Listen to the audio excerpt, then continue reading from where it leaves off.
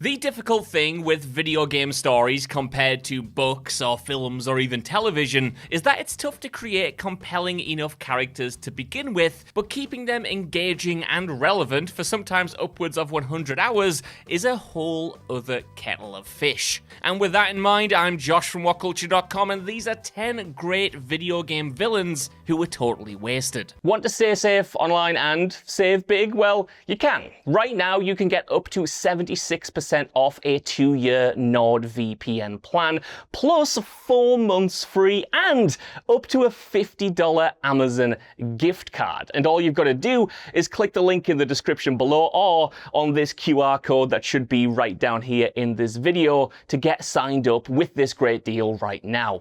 Number 10. The Dark Lord, Doom Eternal, the Ancient Gods. Do you remember killing the literal devil himself in Doom Eternal? Well, probably not, because this story-capping event was actually saved for the second of a 2-part DLC called The Ancient Gods that only a fraction of the player base actually experienced. Despite not being a core part of Eternal though, this expansion works as not only the true ending of the game, but the story that began in Doom 2016, finishing with the Doom Slayer destroying every demon in existence and then going back into his sarcophagus for a well-earned nap. And who was the ultimate demon that could serve as a worthy foe for the stupidly powerful Doom guy? Well, a demon Doom guy, of course. The Ancient Gods at the end of its first part hits you with the reveal that the devil himself is actually a version of you, a twist so crazy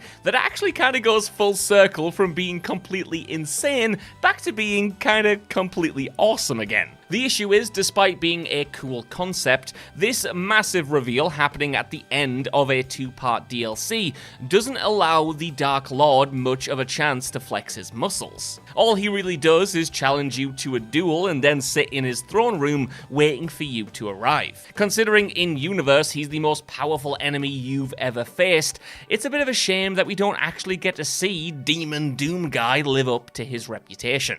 Number 9. Venom, Spider-Man 2. The marketing for Spider-Man 2 did a fantastic job of selling fans on Venom as the game's primary villain. But despite being one of the first confirmed characters in the sequel, Venom doesn't actually show up until the later hours of Spider-Man 2.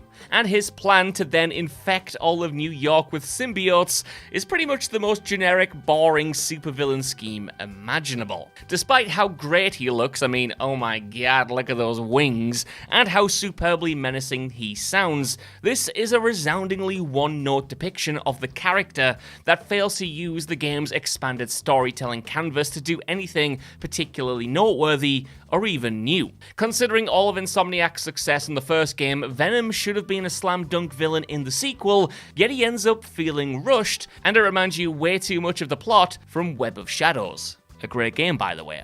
Number 8. Skullface, Metal Gear Solid 5, The Phantom Pain. On paper, Metal Gear Solid 5 The Phantom Pain's Skullface seemed like a quintessential Metal Gear antagonist. With his neat character design, awesome voice, and Bond villain-worthy plan to release a parasite which wipes out the English language, Skullface was surely another home run for franchise creator Hideo Kojima. But Skullface ends up feeling like something of an afterthought in the final game itself. For starters, he's not actually in the main story all that much, a sure consequence of Kojima's decision to make Metal Gear Solid 5 less reliant on lengthy cinematic cutscenes than previous games. But the real crime is that players never get to battle Skullface directly. There's no epic, creative boss fight with the guy, and he's instead killed in a cutscene by Huey Emmerich of all people. Though Kojima has stated in interviews that he deliberately withheld a boss battle in order to comment on the emptiness of revenge, I do think there is still a way to do that while, continuing to make Skullface a compelling villain. Number 7. General Scorge, Gears of War 2. Gears of War 2's main villain is General Scorge, the High Priest of the Trinity of Worms, a title alone badass enough to strike fear into the hearts of his enemies.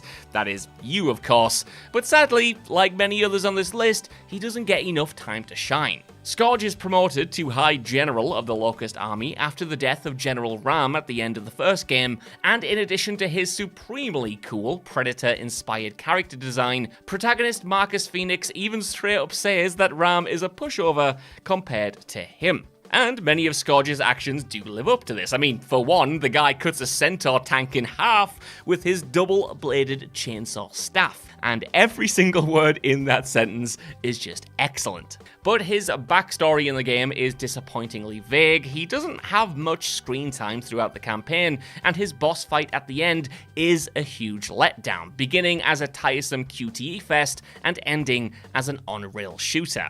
The Gears of War books do a far better job of developing Scorge as a more interesting villain than the mere superficial ass-kicker that he's presented as in the game.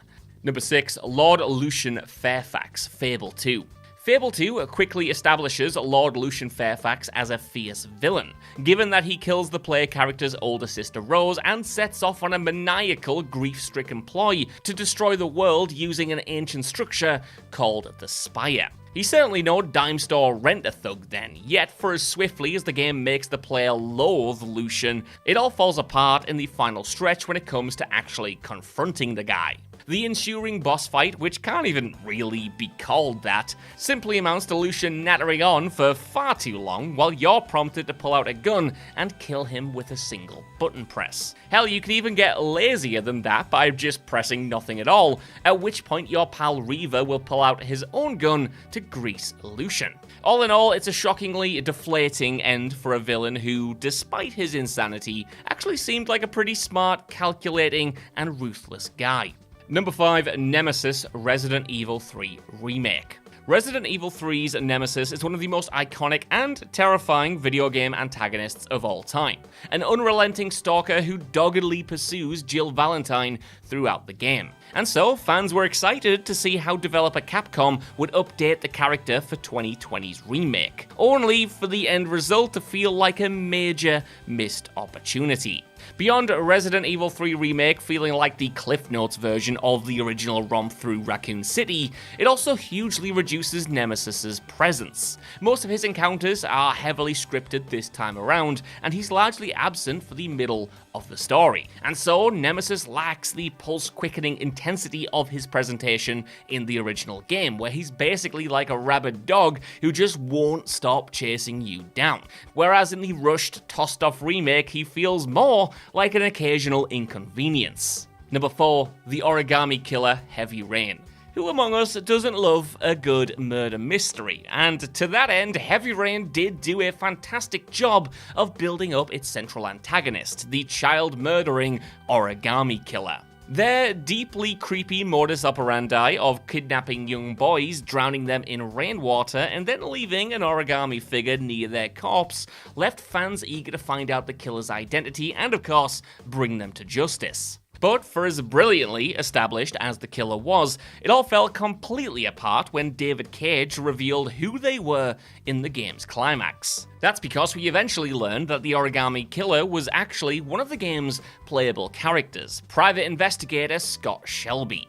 Now, this wasn't an inherently lackluster revelation, but as ever, execution is everything. Even excusing Scott's rather silly motive to find a father who would sacrifice themselves for their son, the game doesn't really play fair with how Scott is presented throughout the story. Given that we extensively play as Scott and even hear his own internal thoughts, Cage holds us at arm's length from the truth, even intentionally misrepresenting scenes where Scott is the killer to prevent us from figuring out the truth. Number 3, The Black Hand of Sauron, Middle-earth, Shadow of Mordor. There's no denying that the Lord of the Rings' Sauron is one of the greatest villains in the history of pop culture, and so many were eager to see his depiction in Middle-earth, Shadow of Mordor. Sauron himself doesn't actually have much of a presence throughout the game though, with the heavy lifting instead being done by his 3 captains, the Hammer, the Tower, and the Black Hand of Sauron. The Black Hand is the game's overarching main villain, killing hero Talion's wife and son at the start of the game,